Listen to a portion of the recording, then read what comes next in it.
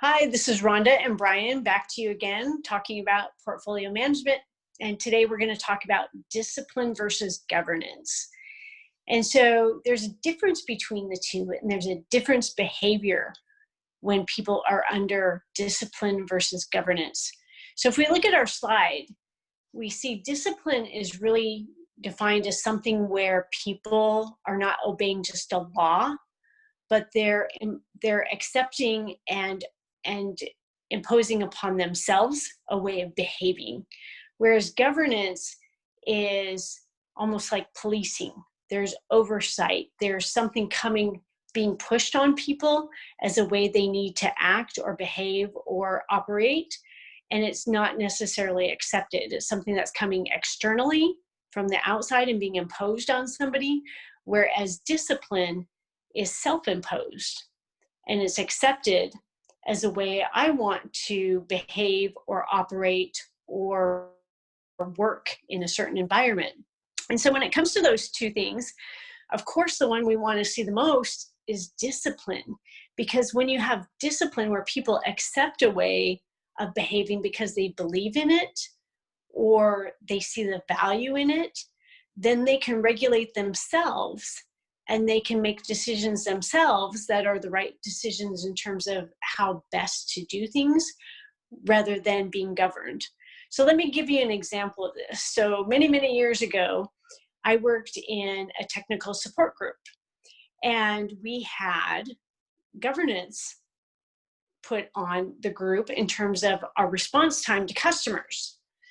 And so we were just looking at the metrics and the governance being imposed. And so what did we do? We rigged the system so that our metrics would show that our response time was right on par with the expected response time. And we didn't understand the intent of what was happening. So we just wanted to make sure we met the governance goals. So what did we do?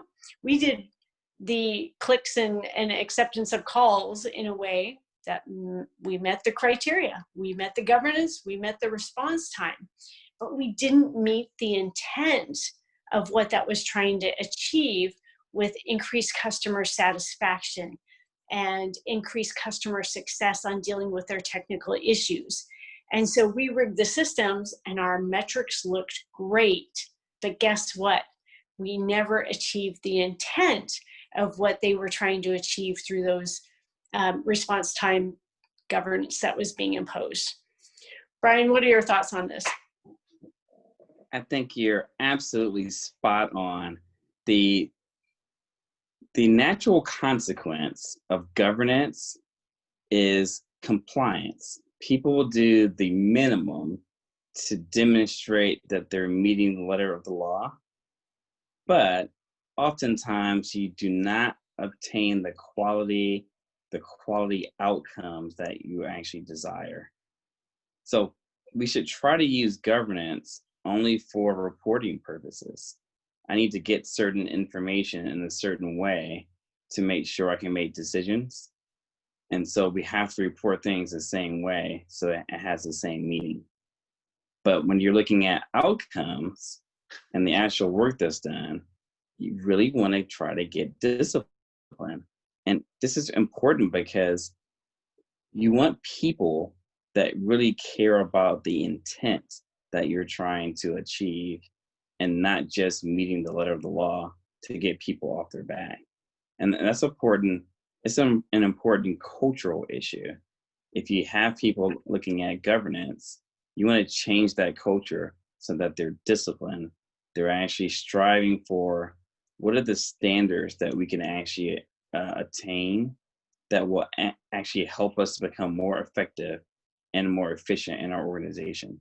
And that's how you get the real productivity out of them. Exactly.